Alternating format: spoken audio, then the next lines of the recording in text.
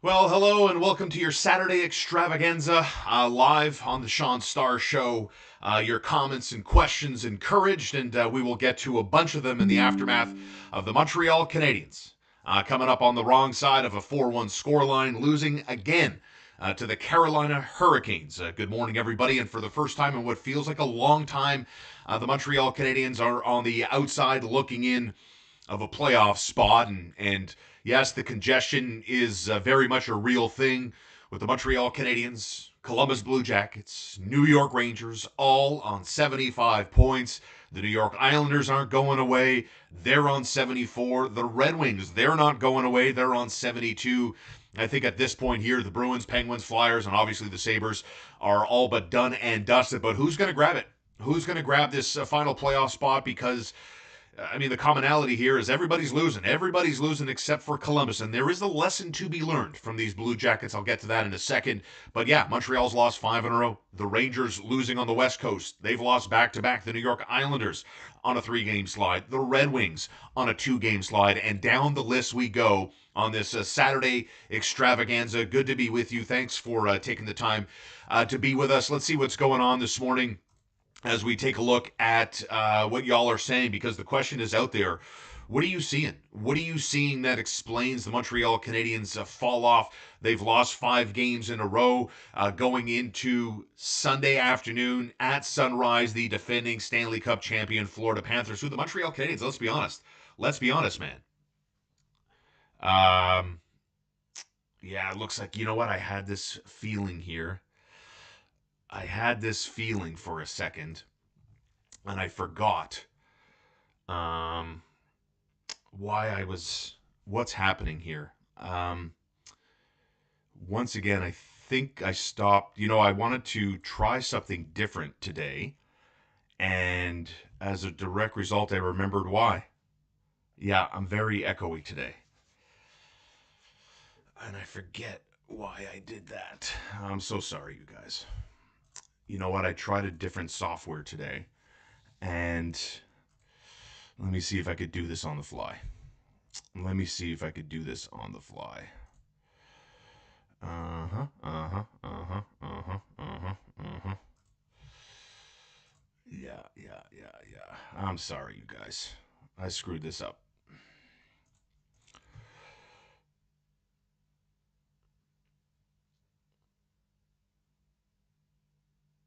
Ah, son of a bitch.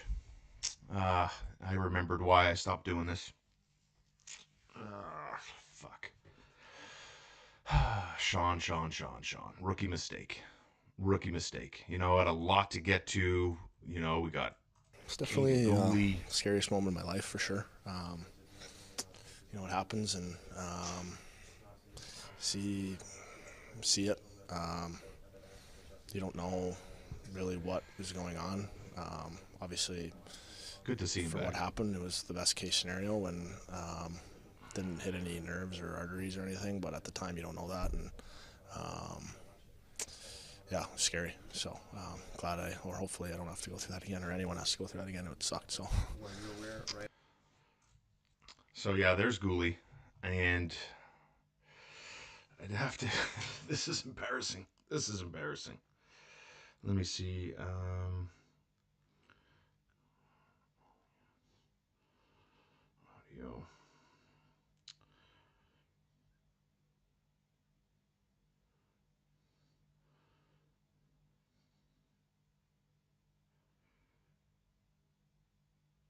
Hmm. See if I could figure this out, you guys. It's definitely Yeah. What a fucking disaster this is. Is it? You guys are telling me it's tolerable. Fuck. I really put the time in to figure this all out today.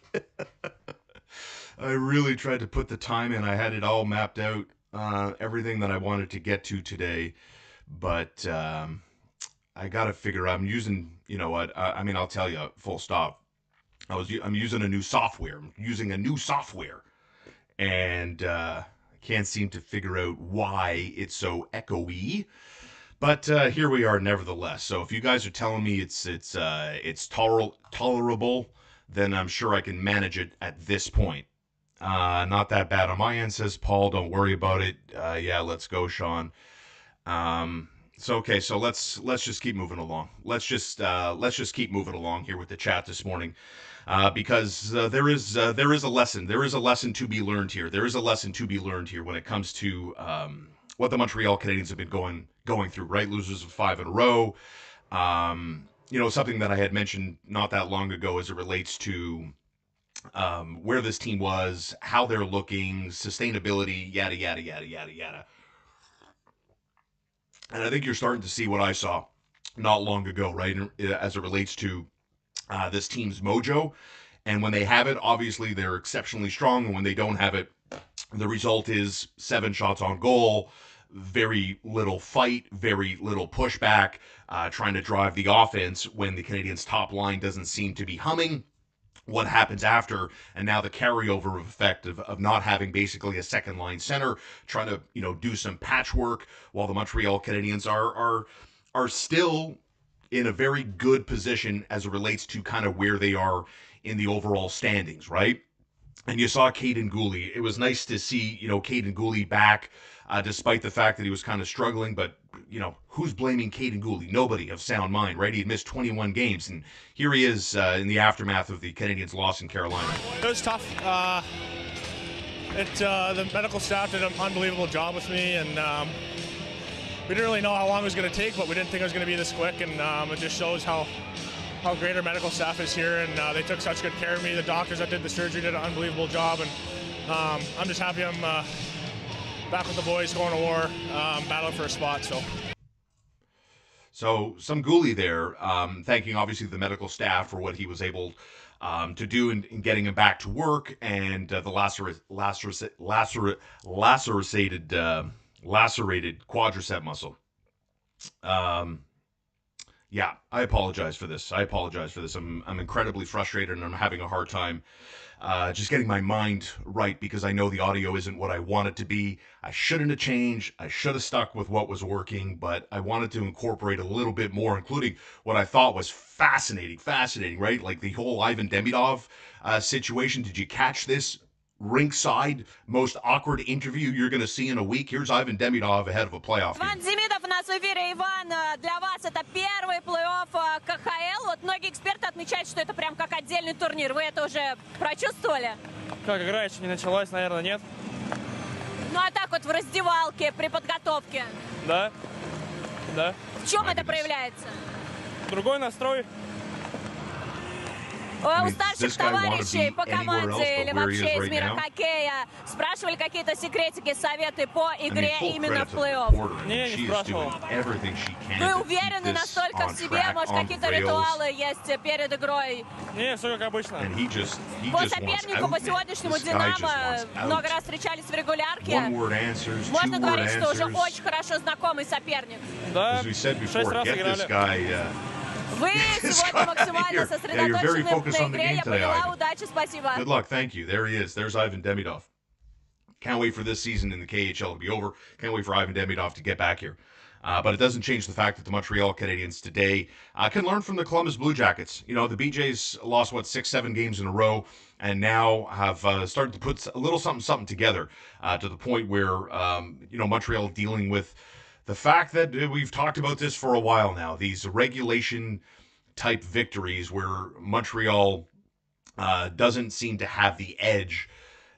Columbus on their 75 points and trying to fix what is wrong going into Sunday afternoon at sunrise against the defending Stanley Cup champions. So no second line, trying to fix the Montreal Canadiens, and we can go to some of the mental mistakes that this team has been making on the regular, going through, what Montreal has been incapable of doing, and that is sustained momentum. They're fully aware of how poorly these games have been started and kind of what the end result is. And going to Sunrise, looking to right the ship, because, when we spoke last week, we were talking about how many points on this road trip? Five out of 8. Well, you'll be lucky to get 1. You'll be happy to come home with 1 going into the game on Sunday. Let's get to some of the chat, what some of you are saying. I'm going to end this kind of early. I'm not going to lie. I'm It's not great. It's not great. Good morning, Roy. Good morning, Roy from Bangkok. Good to see you. Habs are out of gas, says my boy Peter Puck. Matheson's mistakes. Deep breath, Sean, and move on. Little details in the big picture. When it comes to what we saw, right? And my boy here, Michael, says Matheson's mistakes that lead to the Hutson penalty change the momentum of the game. He needs to know that he's not Bobby Orr, and I understand. Mike Matheson has been dealing with playing in a role that I think we can all acknowledge here, right? And this is, to me, the cumulative effect of what's been going on. That Mike Matheson, who was an unbelievable soldier for this team a year ago, put up over 60 points, was a beast on the power play, but is now tasked with doing something that you're not going to get the most juice out of squeezing this Mike Matheson orange here. It's just not going to happen. He's playing above his weight class. He's punching above his weight class. And as a direct result, mistakes are being made. And now what you're seeing as a result of this 5-game losing streak is you have veterans like Mike Matheson, that has been pointed out here by several people, is trying to do way too much. Nick Suzuki trying to do too much, right? Like when this team does well, they do well collectively as teammates. But when you're struggling to find offense and you're struggling to gain momentum in a game, you're trying to start better, right? And these things get away from you. The natural reaction is to, okay, let me see what I could do. I can kind of make this happen. And then you lose what's been working for you for so long that got you back into the playoff picture. And now we look at what is hurting the Montreal Canadiens. And it's the lack of goals. It's the lack of depth. And the sample size is fascinating. Like you go back to Feb 22nd through March 18th. The Canadiens played in that window. So from the 22nd of Feb to March 18th, the Canadiens played 11 games. They won 8 of those 11 games. And their goal differential was plus 15. In 11 games, they scored 40 goals and conceded 25. From March 18th up until the loss to the Carolina Hurricanes on a Friday night, the Montreal Canadiens have no wins in 5 games, have 2 points, and have scored 13 goals in 5 games. Right? So this is kind of where we are with this team. And whether it's running out of gas, something we saw, the constant catch-up style that this team did so well in. Certainly, I mean, go back to the Saturday game against Colorado, down 4-1 off the Brock Nelson goal, and bing, bang, boom, they lose in a shootout. That catches up with you, and I think we're in the reality of, yes, it has caught up to the Montreal Canadiens. They can't get a stop. Jakub Dobeš comes in, deer in the headlights, and I get it. Guy hasn't played in a minute. Gets thrown out there and is getting pumped left, right, and center. And ultimately has to get the hook from Martin St. Louis. And there was part of me, I'm not going to lie, there was part of me that thought, man, the Montreal Canadiens really showed their lack of experience. I'll put it to you that way. I thought the Montreal Canadiens got exposed for the lack of experience, certainly behind the bench. But explain this to me, right? Like, Jakub Dobeš played on March 12th on the road in Seattle. And then it was Sam Montembeault for 5 consecutive games. And then Jakub Dobeš gets to start against Philly, who fire their coach before the game, and Montreal loses 6-4. They try to come back again in that hockey game when it gets away from them. And Dobeš is victimized in that game, back to Sam Montembeault Friday, and I would imagine it'll be Sam Montembeault on Sunday. Because what was it? Was it yes, it was the Tuesday game, right? The Canadiens go out and beat Ottawa in a 6-3 final, snap the Senators' 6-game winning streak. Go on the road to the Islanders, lose 4-3 in overtime. What's going to happen in the next game against Colorado on the Saturday? Thought, maybe it's going to be Jakub Dobeš in goal on Saturday, right? The guy hadn't played in a week and a half at that point. And no, they go with Sam Montembeault. And the reason I bring this up is, we spoke and reached out to someone close to the Montreal Canadiens and more or less asked the question about, where was Montreal going to be on Saturday night? Who were they going to start? And the answer I got back was, they're fighting for their lives. It's going to be Monty. And so I'm like, okay. I mean, you know, brother. You know of what you speak. You are exceptionally plugged in. And it goes Sam Montembeault's way. And so I have that in the back of my mind that the Canadiens are very much in a dogfight for the final playoff spot in the Eastern Conference. What are they going to do? They're going to put it on the back of a rookie guy named Jakub Dobeš? Probably not. Probably not. But was there a way to massage the schedule? Was there a way to massage this schedule in order to get Jakub Dobeš a little bit more? Because whether you believe the team is gassed, what happens when you're tired, and it's not as though that, Nick Suzuki or anybody else on the team leaves the rink, goes in their car and drives home. It's like, oh my God, I have nothing left in the tank. I have nothing left in the tank. These guys are finely tuned machines. And while their legs and muscles may be sore, the biggest cause for concern as it relates to fatigue and wear and tear, yada, yada, yada, is the brain. Is what happens to your mind when, think about in your own life. You have the kids keep you up, whatever the case may be, and you don't get enough sleep. Maybe you went out Thursday night, went a little too hard, back to the office on Friday, right? Play hard, work hard. I get it.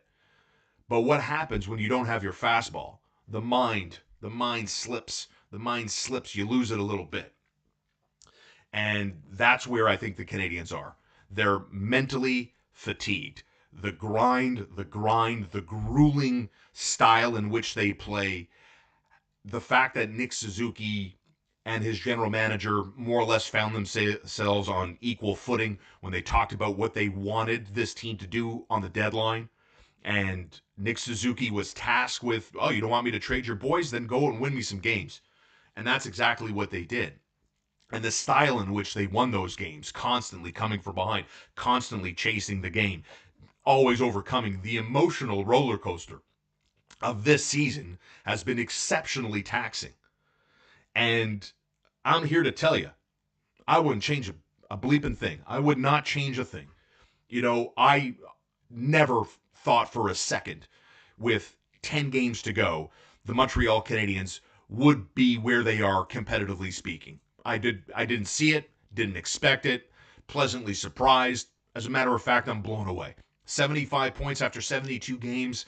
The Canadiens have established themselves as a top line in hockey. This is a legitimate top scoring line in the game today. End of sentence. That's mission accomplished. Check the box of things you wanted seeing done. Lane Hutson has turned into a star. Lane Hutson is a bona fide. You haven't seen this guy. If you're my age, in your mid to late 40s, you have never seen a player like Lane Hutson play for the Montreal Canadiens. You've seen it every night with opposing players and teams. They come to the Bell Center. You see them dipsy doodle all over the place. You watched the freaking All-Star game last Saturday against Colorado. Cale Makar and Nathan McKinnon on the same team, on the same sheet of ice. Okay. The Montreal Canadiens have their version of a Cale Makar. Cale Makar light. Nevertheless, they have a superstar. They have a superstar that isn't a goalie. And what the ceiling is for Lane Hutson is anybody's guess. But the Canadiens are going to go as Lane Hutson goes. And his attitude, his approach, his work ethic is going to be contagious. And this is a leader, right? His contract, he's going to get 8 years. He's going to get $10 million, $11 million a season. Like, lock it in. It's over. It's over. He's an $80 to $90 million player on his next contract. He is going to, as the kids say, get the bag. And this is another box that is checked off the to-do list of, do you have a superstar? Do you have the belief that a player is going to be a superstar in the league? And the answer is yes, and the answer is Lane Hutson, and he wears number 48. And we can talk about the Ivan Demidov situation. Again, the most awkward interview you're ever going to see this season is Ivan Demidov. The way he's been treated, Roman Rottenberg, maybe his job is on the line here. Как игра еще не началась, The game наверное, is, нет? I love that answer. Ну а так вот в раздевалке, You при feeling the pressure? The подготовке. game hasn't started. Да. В чем это проявляется? How does it Другой feel? настрой. Like, I mean, this guy wants У nothing to do старших with товарищей this. I по feel команде badly или for the вообще из reporter. мира хоккея спрашивали какие-то секретики, советы по At least he's игре speaking Russian. именно I в don't feel плей-офф. bad Не, talking не over him. спрашивал. But like, have you Вы уверены spoken to any настолько players в about what себе? it's Может, like? какие-то ритуалы есть перед игрой? Не, все как No, обычно. just the usual. По сопернику, по How about the сегодняшнему opponent in «Динамо» много раз встречались в We faced them many регулярке. times in the regular Можно season. говорить, что уже очень хорошо знакомый Ooh, соперник. familiar opponent. Да, Yeah, 6 we раз played them играли. 6 times. Вы сегодня максимально сосредоточены на игре. Я поняла. Удачи, спасибо. I mean, this poor guy. I mean, you're supposed to be having fun. You know, you're leveling up in life. You're leveling up in life and trying to figure out, you know, what's going on with this team. And, yeah, May 31st can't get here fast enough. I mean, they threatened. I mean, you imagine being this guy, the leading scorer on your team, and they're talking about throwing you back to midget when the season is over because you're still contractually property of SKA, and Ivan Demidov just wants nothing to do. This contract, this season can't end soon enough. Let's get to some of your comments this morning. Good morning. Good morning. Good morning. Yeah, that Demidov interview, man, I love it so much. Anthony from Greenfield Park. Good morning, Stizzo.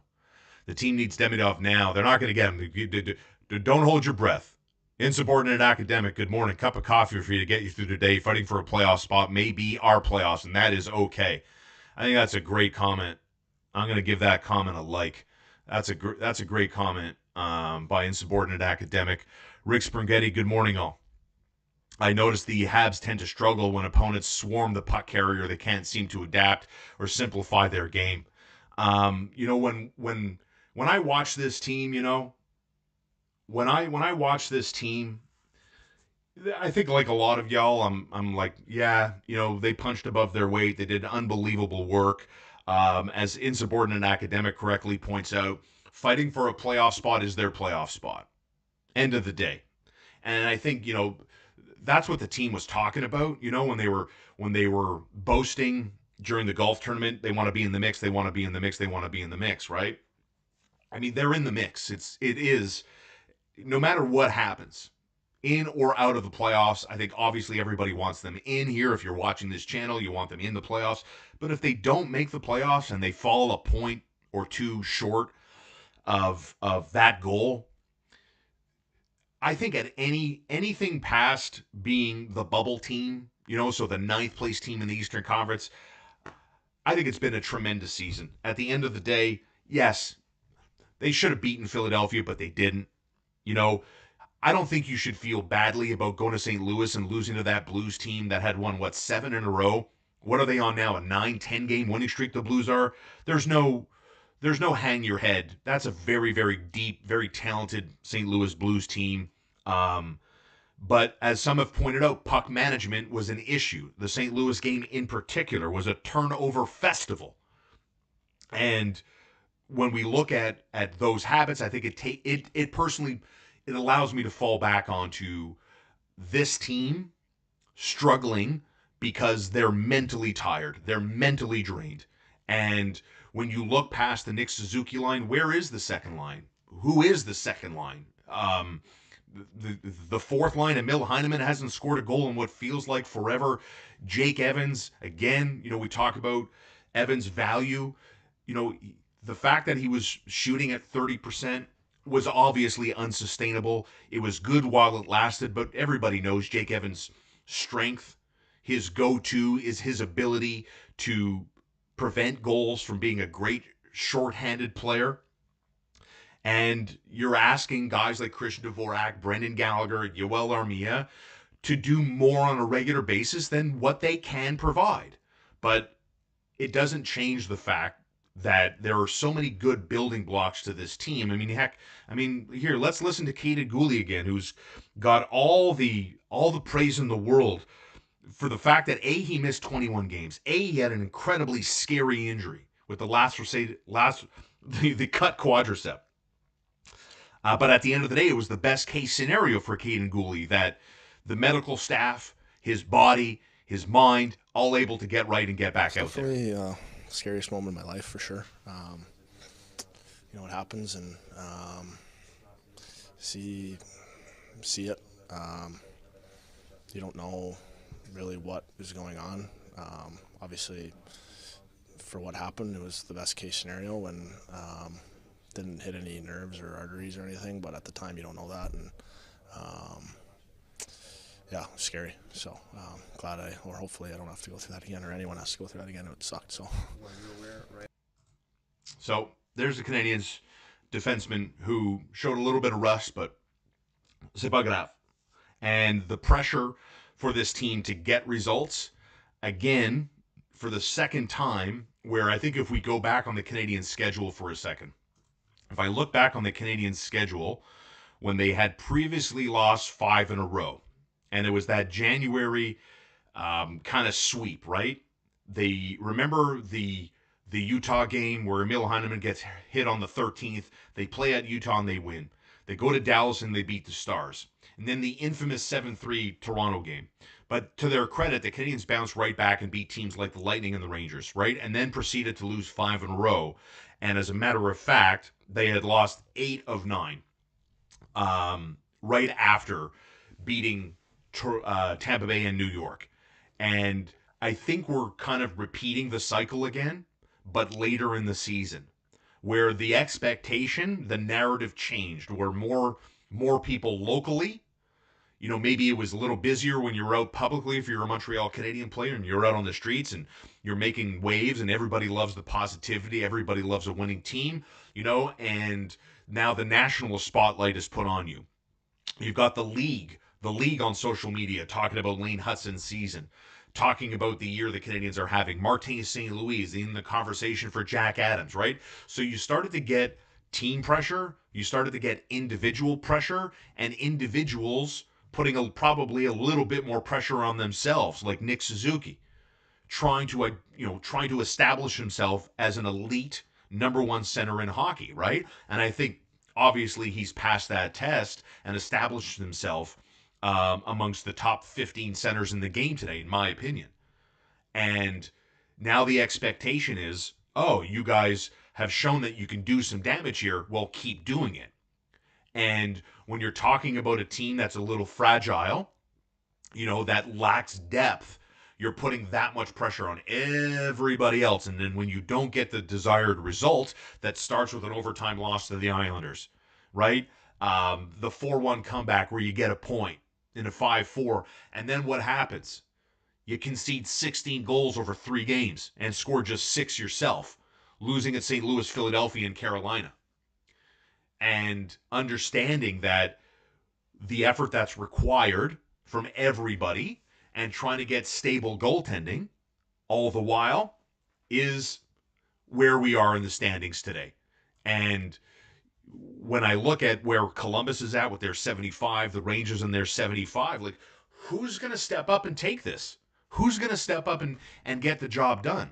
Because the Blue Jackets have 3 wins in their last 10. So do the New York Rangers. So do the Montreal Canadiens. It isn't like there's a team that is willing to grab that second wild card and dare everybody to come get me, come match my level, right? Nobody has established themselves yet. Now, granted, the BJs have 11 games, the Canadiens have 10, the Rangers have 9. And the Islanders, they've also have 11 games left. And when I look at the New York Rangers, they finish up their California road trip. They play at San Jose tomorrow. And then they're home to Minnesota, at New Jersey on Saturday. So that's the Rangers' next 3 games. The Blue Jackets a little tougher. Ottawa tonight, Nashville, Colorado, and then at Toronto on Saturday. So those are the next 4 games for the Columbus Blue Jackets and the next 3 for the New York Rangers. The Montreal Canadiens, as I remind you again, Sunday afternoon at 1 at Florida, home to the Panthers Tuesday night, home to Boston on Thursday, and then a revenge game Saturday against the Philadelphia Flyers, and now we are into April 5th. So I'm curious to get your perspective on the panic button. Like, for me, there's the panic button doesn't exist this season. And remember that you can learn from the Columbus Blue Jackets, because the Blue Jackets, who, as we know, have leapfrogged the Canadiens and now have that second wild card spot. We wondered about the Blue Jackets and what was going on with them, right? the Columbus Blue Jackets had lost 6 games in a row. 6 games in a row, included in that 6-game window were 3 shutouts. Vegas, Rangers, Panthers. All shut them out. They lost a couple of games at home and home to New Jersey in that and lost 6-3. They gave up 6 to the Pittsburgh Penguins and have bounced back with back-to-back wins. Granted, have gone into the shootout in back-to-back results. And they prevailed over the New York Islanders, and that's the crazy game last night, 7-6. And so there is a lesson to be learned where we looked at Columbus and said, man, they're done.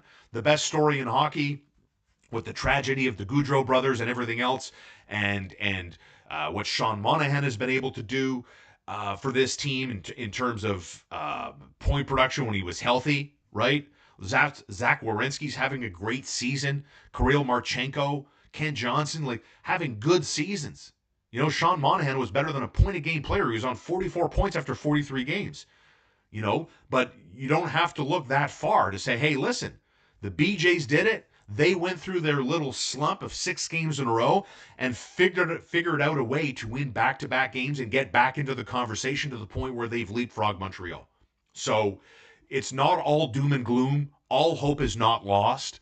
And that's the perspective. That's the perspective you need to keep. That, granted, clearly this road trip went absolutely sideways. You know, you don't want to get blown out 6-1, 6-4, 4-1 and look back and say, hey, what's happened here? Where did everybody go? C'est pas grave. Ça arrive. On va corriger ça. And that's what's happened with the Montreal Canadiens. And, you know, let's see now the next 2 games. Sunday, Tuesday, home and home with the defending champs. Who, let's be honest, the Montreal Canadiens have owned the Florida Panthers this season for reasons I do not know and cannot explain. And then it's Boston, Philadelphia, Nashville, Detroit. So if there's a way for the Canadiens to correct the path, let's see in the next 2 games what happens. Whether hopefully the 5-game losing streak ends at 5 and doesn't get to 7. And then we can have an opportunity here to talk about whether or not we think the Montreal Canadiens could take advantage of kind of a lighter schedule and whether or not they can right some wrongs before it's too late. So again, Rangers at San Jose, Minnesota at New Jersey. So 2 of the next 3 for New York are on the road. Columbus will play 2 of their next 4 on the road. In between, they've got Nashville and Colorado, and they play at Toronto, and they play at Ottawa tonight. So that's where Columbus is at. And that's where the Montreal Canadiens are at. Let me get back to some of your comments on this Saturday morning.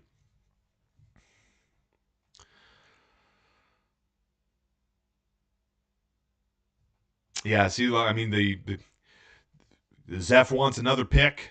And, you know, I like the good amount of positivity here today.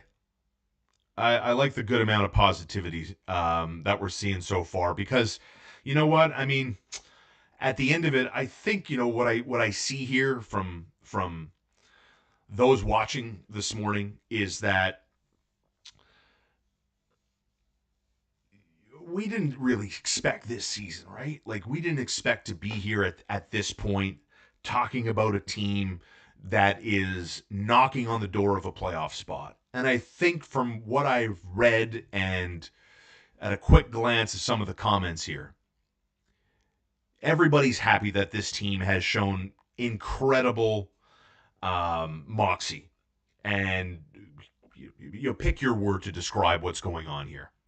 You know, I mean, here's my boy Ace, you know. They've been entertaining all year. It's more than I expected. And I think that at the end of the day, that's the comment. That's the comment. You know? Everybody goes into certain situations, whether it's your personal life or leisure, watching games. We all have ideas of what we think ultimately is going to happen, right? And what we want and what we expect. And, you know, this team, for me, and I think for Ace and others, that is the majority of what I've seen so far here, is that man, it really is house money. I didn't think they were going to be this good. The team has been entertaining. And that's the other angle too, right? Is like, if you're going to be bad, be bad. I get it, right? It's all about the draft. And I see some people, they still want a top 10 pick, yada, yada, yada. But if you're going to be bad and you're going to be fighting for a draft pick, then, be fun, be daring, be adventurous. Challenge other teams because you really have nothing to lose. And I think the Canadiens took that approach, and like I often am fond of saying, it's a living, breathing thing. And the Canadiens are allowed to move the goalposts. You're allowed to change ideas. You're allowed to change the narrative, so to speak. And that shouldn't be forgotten with the Montreal Canadiens with 10 games to go, and the perception is they're limping to the finish line. And so a home and home with Florida, and then the schedule softens up a little bit. Nashville, Boston, teams like we spoke about a year ago, 2 years ago. Teams like, it's funny to me to see Bruins fans, on social talking about, oh, okay, if my team goes 1-5-1 in the next 7 games, positions them for a top 10 pick. I get it. Canadiens fans have been there, and I don't think they're there anymore. Lots of your texts coming in today, as always. Thank you so much for that. And I do apologize for the audio today. I'm gonna have to figure this out some point today. And that personally, I'm past the point. I see some here, like my boy Zeph. Nice to see a race, but I still want to see a top 10 overall pick. Top 10 overall picks are nice and everything else, but like in my opinion, feel free to disagree with me. Like, feel free to disagree. Like, top 10 picks, as far as I'm concerned, for the Montreal Canadiens, they've moved past that. I don't look at this team saying, okay, they need to be better in the draft. They need to start losing games, because this isn't one of those drafts, right? This isn't one of those drafts everybody talks about. And quite frankly, when we talk about where the Canadiens are at, Montreal Canadiens need a number 2 center. That isn't a reclamation project. And you can go back, you can go on my page, and, my boy Marco D'Amico has thrown out a ton of options, viable options, not fantasy land picks, where the Canadiens can go out and try to acquire talent, because they're not going to be able to buy it. Like, as much as I like Sam Bennett, I don't think Sam Bennett's going to go to the highest bidder.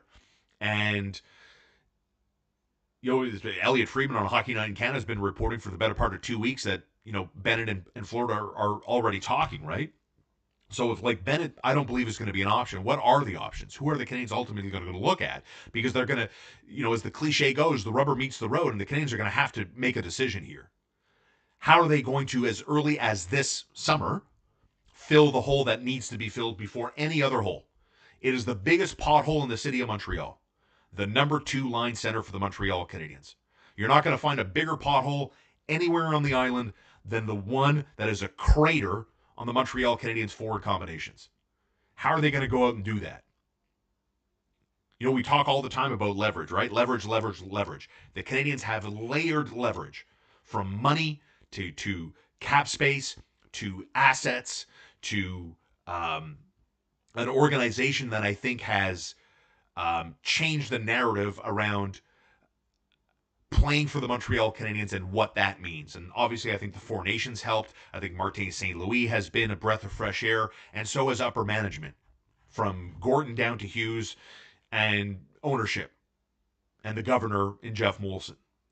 So I personally look at all of those things and come to the conclusion that Montreal isn't in the business today of another top 10 pick. They are in the business now of looking at NHL talent and filling a hole.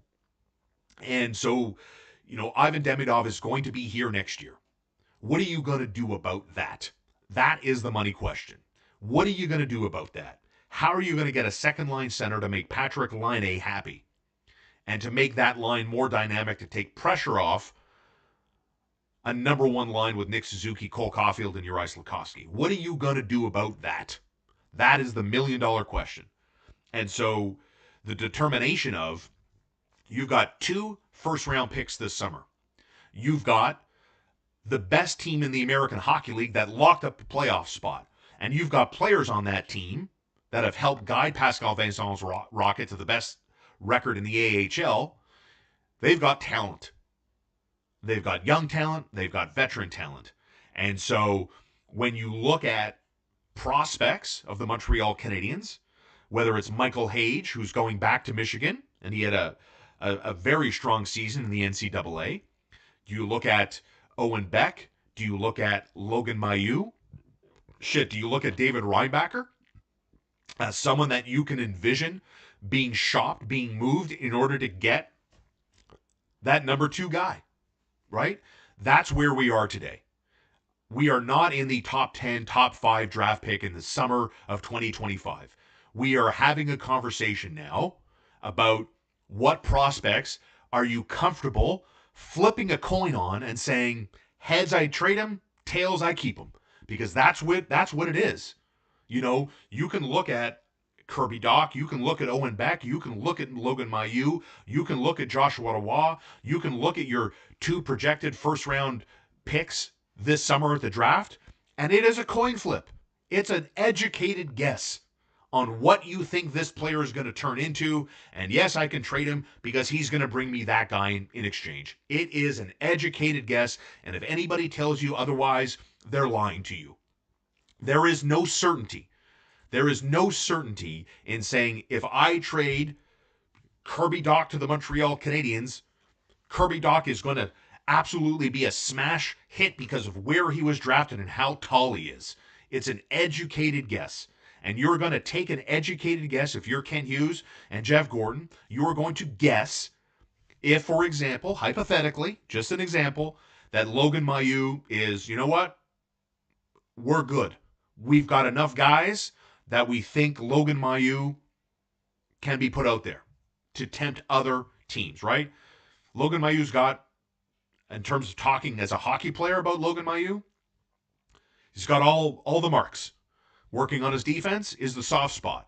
He's a tough guy. He's a team-first guy. He's got offense. He can run a power play. He can do all of those things. Defense is still a work in progress. So I think all of those other things are exceptionally appealing to teams. But you are going to guess whether or not Logan Mailloux for X player to come back the other way is the right call. That's all it is. That's all it is. And for me, that's where the Canadiens are at today. They are at the point of, we've reached a fork in the road, and we got to make a decision. Which way are we going? Let me get to some of your comments here.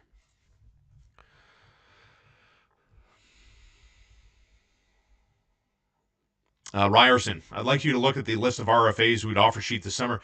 I could do that. We did that. I did that a couple of weeks ago because, you know, the UFA guys, like, I mean, I'll give you an example, like Gabe Filardi, right? Who plays on the wing on the top line in hockey, more or less.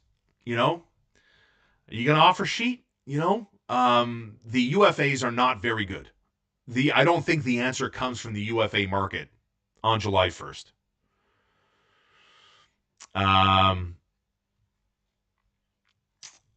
Hughes has a lot of work to get a second center. That's the job this summer. That is the job this summer. Rick Springhetti says, regarding this year's draft, picks from 7 to 17 are going to be close in terms of value. Habs should get a very good player. And, you know, maybe, Nazem Kadri. I'd love Nazem Kadri. Nazem Kadri, as Anthony and many others have pointed out here. Nazem Kadri would be a great fit for the Montreal Canadiens. Would be a great fit for this team. Because, again, we're talking about a team that needs, again, to forge its own kind of identity. And I do think Nazem Kadri can help bring that along. Always something. It's always something. You know?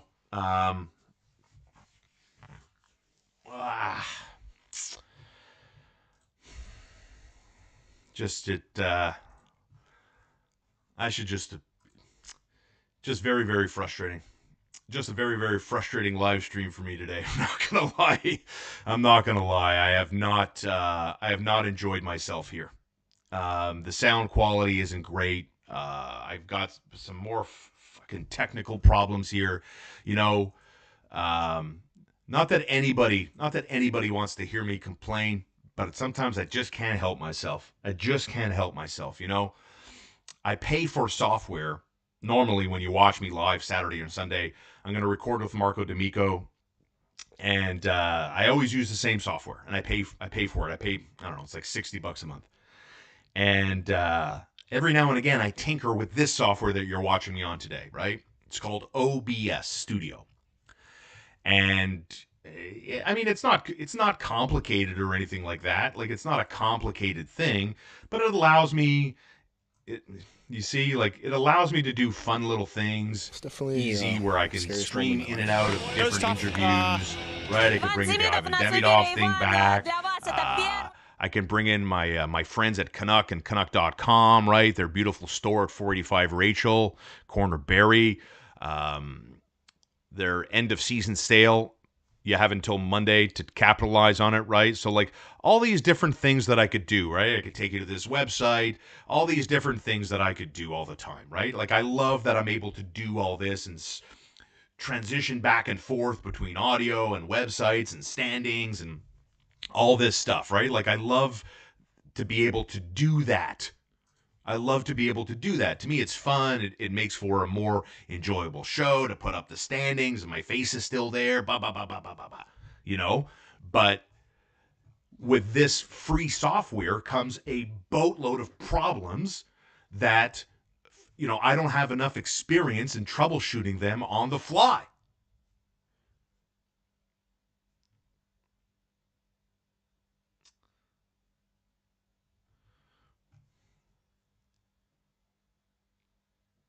There's no more echo.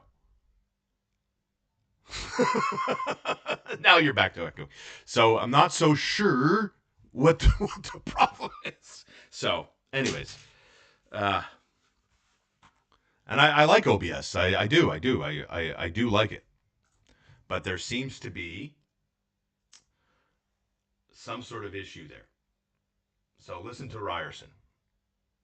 So if somebody could figure out why it does echo when it does, I really would appreciate it, because if you're telling me when I go to, let's say here, right? So chances are, if I'm doing this, maybe you don't hear me.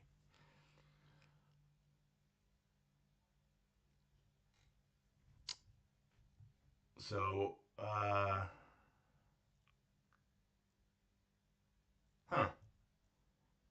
Okay, I'm going to read the chat. I apologize that I'm putting y'all through this. Anyways, I'll be back tomorrow. I will be back tomorrow. This will be better. I will fix this. Thank you so much for being a part of this fucking train wreck today. I apologize, and it'll be better tomorrow. Enjoy your Saturdays. Check